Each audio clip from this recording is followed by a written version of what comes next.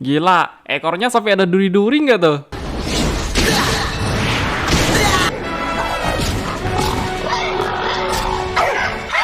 Helikopter, helikopter.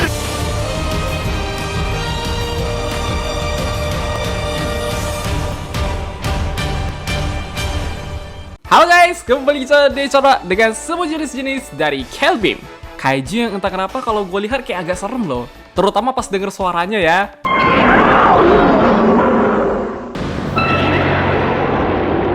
Gimana gak takut? Kayaknya lebih nyeremin daripada suara Baltan deh. Bahkan dulu sempat kurang tahu juga, ternyata Kelbeam itu pertama kali debut di series Mebius ya guys. Ngiranya mah dulu kaiju dari Ultraman Showa. Dan walaupun sekarang udah jarang dimunculin, uniknya di Ultraman Dinas Kelbeam sampai dijadiin jurus sih, yaitu Super Sonic Crosstail. Sekali kena hantam ekor Kelbeam lumayan tuh. Jadi, ini guys, semua jenis-jenis dari Kelbeam. Langsung aja, check it out. Yang pertama, Kelbeam generasi pertama. Memulai debut di series Mebius episode 4, yang mana kaiju ini dipanggil oleh Bogal sebagai makanan. Kalau Bogal mah udah gak heran lah. Sehingga guys pun berusaha mencoba teknologi terbaru mereka untuk melawan Kelbeam dengan menggunakan Maketo Miklas. Cuma yang ada tambah kacau sih. Setelah kaiju ini memilih kabur karena melihat Bogal, di pertarungan berikutnya Miklas sudah bisa melawan Kelbeam, tapi karena durasi Maketo kaiju 1 menit doang gitu dah. Apalagi pas lawan Mebius, waduh, Mebius kayak bener-bener kebantai banget loh. Ngincar ekor, ujung-ujungnya nih Kelbeam malah pukul pakai tanduk kepalanya dong. Walaupun begitu, pada akhirnya berhasil dikalahkan dengan Medium Blade. Oke, untuk desain dari Kelbeam pasti unik banget ya guys. Bentuknya kalau buat first impression mirip-mirip kaiju dinosaurus sih. Di kepalanya ada tanduk, terus telinganya bisa dibuka tutup, ada tangan kayak claw, ekor berduri dengan warna dominan biru kecoklatan. Kemudian secara jurus dia lebih ngandelin fisik ya. Yang jurus api kalau nggak salah 2 doang deh.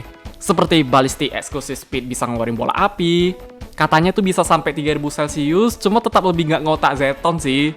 Ada Fireburst semburan api, terus Super Sonic Crosstail nyerang pakai ekor durinya, dan terakhir, Rock Slicing Machete Horn bisa menggunakan tanduknya untuk menyerang. Makanya wajar ini Kelbeam sampai dibilang ngerepotin ya guys. Ekor sama bola apinya bisa dipakai buat jarak jauh, tanduknya jarak dekat. Waduh, kacau weh. Ya, kalau ngomongin soal Kelbeam comeback lumayan lah. Ada di series Mega Monster Battle, movie-nya, voice drama Galaxy Rescue Force, dan terakhir series Ultraman Orb. Karena buat yang nggak tahu aja di series Z itu Kelbeamnya beda lagi ya. Yang 2, Kelbeam Nidaime adalah Kelbeam kedua yang juga muncul di series Mebius. Karena pas yang generasi pertama tadi kabur dari Bogal, tahu-taunya dia di laut bertelur loh. Bahkan Kelbeam yang muncul di movie Mebius nyerang Takato itu Kelbeam ini ya guys. Pantesan aja. Yang sekarang, Kelbeam mengendalikan Astron dengan menggunakan gelombang telinganya. Dan udah pasti nih bakalan bikin Mebius agak repot sih. Mana Kelbeam sok-sok merintah Astron lagi. Tapi pada akhirnya berhasil dikalahkan dengan jurus Blade Shun. Ya, untuk desain dari yang versi Nidaime secara bentuk sama sekali gak ada perubahan. Paling lebih ke suaranya aja ya. Karena kalau kita bandingin suara di series sama movie emang beda. Kemudian untuk jurusnya pun sama juga. Masih ada Ballistic Exclusive Speed, Super Sonic Crosstail, Rock Sliding Machete Horn. Bedanya paling di signal amplification doang ya guys. Yang mana Kelbeam Nidaime bisa menyesuaikan gelombangnya dengan control device guys agar mengendalikan Astron. Jadi itu control device-nya emang harus dihancurin sih. Makanya pas udah hancur Astron langsung kayak bingung gitu ya. Aku di mana? Yang 3, Kelbeam Junior. Teman-teman yang nonton Z mungkin baru nyadar sekarang deh. Rupanya ini beda jenis toh. Adalah Kelbeam yang muncul di series Z disebabkan oleh tes pertama dari D4 Ray membuat Kelbeam mengikuti energi ini. Apalagi pas muncul itu banyak banget ya guys. Kalau tadi Boy Taiga nyoba D4 Ray mah gak bakalan sampai begini weh. Mana tuh meteornya pas mendarat banyak lagi. Namun begitu, pada akhirnya mereka berhasil dikalahkan juga menggunakan D4 Ray Kingjo.